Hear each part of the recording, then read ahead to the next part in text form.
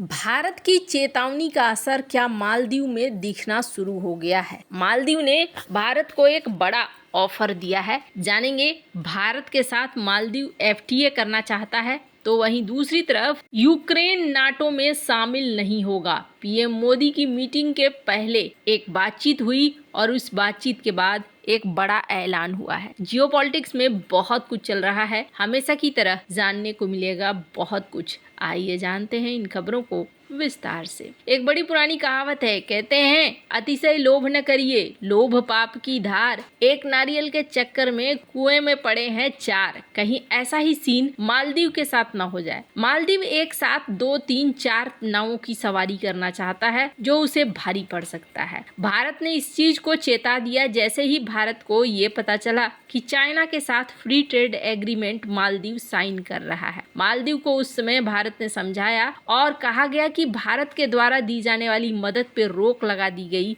ये कह के कि आप जब चाइना के साथ फ्री ट्रेड एग्रीमेंट कर रहे हो तो फिर महंगाई और भी ज्यादा बढ़ जाएगी और आर्थिक स्थिति आपकी अच्छी नहीं होगी। ऐसे में हमारा दिया गया मदद भी किसी काम का नहीं रह जाएगा। भारत और मालदीव के बीच में व्यापारिक संबंध प्राचीन काल से हैं। ऐतिहासिक रूप से मालदीव कोकोस द्वीपों में कोकोनट प्रोडक्ट का निर्यात करता था, जबकि भारत से आयात किए जाने वाले मुख्य वस्तुओं में अनाज, कपड़ा और धातुएं शामिल थी। सार्क समझौते 1950 में बनी दक्षिण एशियाई क्षेत्रीय सहयोग संगठन सार्क के तहत दोनों देशों ने व्यापार में सहयोग बढ़ाने के लिए कदम उठाए थे और तब सैप्टा लागू हुआ था 1995 में, और जिसे कहा गया था आसपास के जो ये छोटे देश हैं आपस में व्यापार को बढ़ावा देंगे। भारत और श्रीलंका के बीच में फिर फ्री ट्रेड एग्रीमेंट साइन हुआ 1998 में, जो कि मालदीव के लिए एक मॉडल के रूप में प्रस्तुत हुआ, लेकिन उस समय इन्होंने ध्यान नहीं दिया। हाल ही में मालदीव के वाणिज्य मंत्री ने भारत के साथ एक मुक्त व्यापार समझौते की संभावना का संकेत दिया है। ये बयान मालदीव की उस रणनीति का हिस्सा है जो आर्थिक विविधीकरण और वैश्विक व्यापारिक संबंधों को मजबूत करने पर जोर देता है।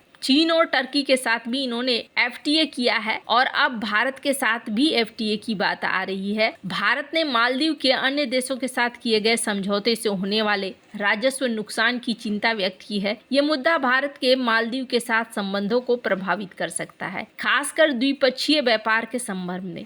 अगर ये एफटीए प्रभावी नहीं होता है तो मालदीव से भारत को होने वाले निर्यात में वृद्धि हो सकती है और भारत से आयातित माल की लागत को कम कर सकता है। ये समझौता मालदीव को आर्थिक रूप से विविधता लाने में मदद करेगा, जो कि पर्यटन पर निर्भर है। सिर्फ दोनों देशों के बीच में व्यापारिक संबंधों को मजबूत करने से रणनीतिक और सुरक्षा संबंधों में भी सुधार होंगे। खैर, अब जहां एक तरफ मालदीव में ये सारी चीजें चल रही है तो वहीं दूसरी तरफ एक बहुत बड़ा काम कर दिया है डोनाल्ड ट्रंप ने। डोनाल्ड ट्रंप और उनके साथियों ने एक ऐसा ऐलान कर दिया है जिस ऐलान के बाद बहुत ही ज्यादा बुरी तरीके से सख्ते में है यूक्रेन। स्क्रीन पर एक वीडियो देख रहे हैं आप, हैक्सेट। इन्होंने क्या कहा है, मैं चाहती हूँ कि इस वीडियो को आप सुने। ये अमेरिका के रक्षा मंत्री हैं और अमेरिका के रक्षा मंत्री अगर कुछ कह रहे हैं तो इसका एक मतलब तो जरूर होगा। The United States does not believe that NATO membership for Ukraine is a realistic outcome of a negotiated settlement. Instead, any security guarantee must be backed by capable European and non-European troops. If these troops are deployed as peacekeepers to Ukraine at any point, they should be deployed as part of a non-NATO mission, and they should not be covered under Article 5. There also must be robust international oversight of the line of contact.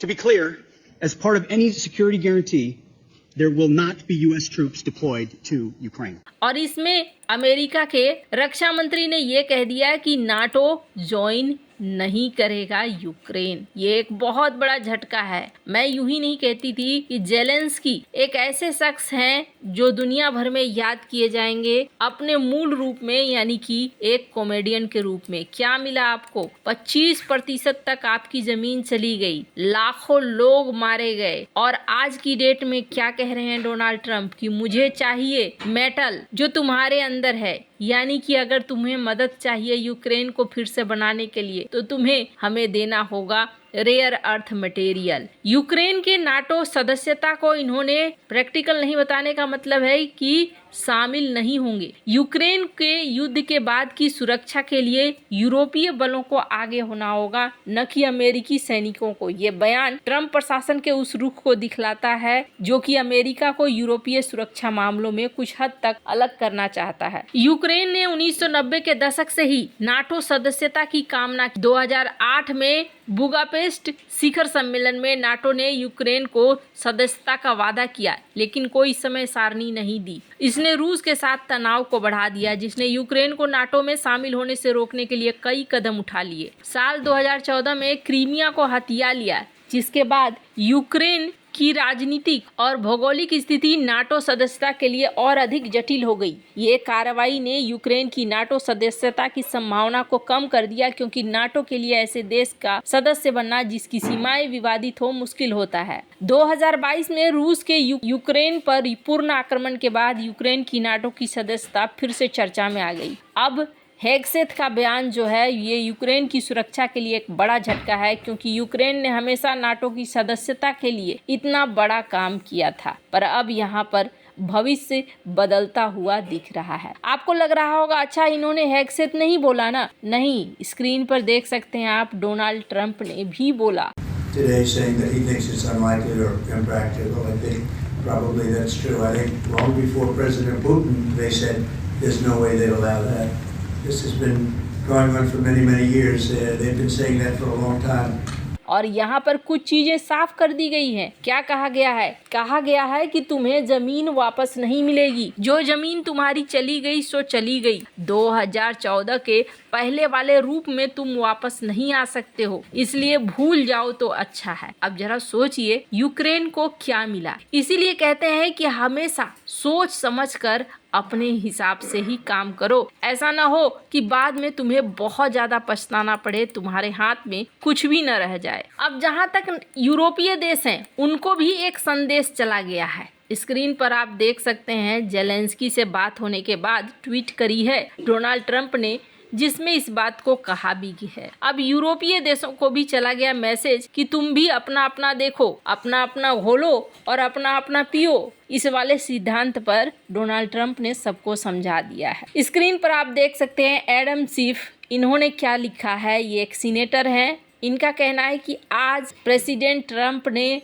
रूस के राष्ट्रपति जो हमारे दुश्मन हैं उनसे बात करी, अपने अलाय से बात करने से पहले, यानी यूक्रेन से बात करने से पहले उन्होंने उससे बात करी, और फिर इन्होंने यूक्रेन के फ्यूचर को ही बता दिया कि आगे कोई फ्यूचर नहीं है तुम्हारा। ये चीज होनी ही थी और आज ये चीज हो गई है। इसके बाद अब देखना होगा कि यूक्रेन किस तरीके से रिएक्ट करता है। सबसे बड़ी चीज अब इनके साथ क्या हो गई, इनके साथ ये हो गया कि युद्ध में जो गया सो चला ही गया, और युद्ध में जाने के साथ साथ अब समस्या ये आ गई है कि यूक्रेन बर्बाद हो चुका है, और बर्बाद यूक्रेन को किस तरीके से ठीक करना है इसके लिए भी पैसे लगेंगे। ये पैसे भी कहीं कोई देने को तैयार नहीं दिख रहा है। यूरोप को भी समझा दिया डोनाल्ड ट्रंप ने कि अब आगे देख लो। लेकिन पुतिन के साथ जो बात हुई है, इस बात के बाद राजनीति पूरी तरीके से बदलती हुई नजर आ रही है। वैसे ट्रंप पुतिन पहले भी इस चीज को कह चुके हैं कि वो बातचीत करेंगे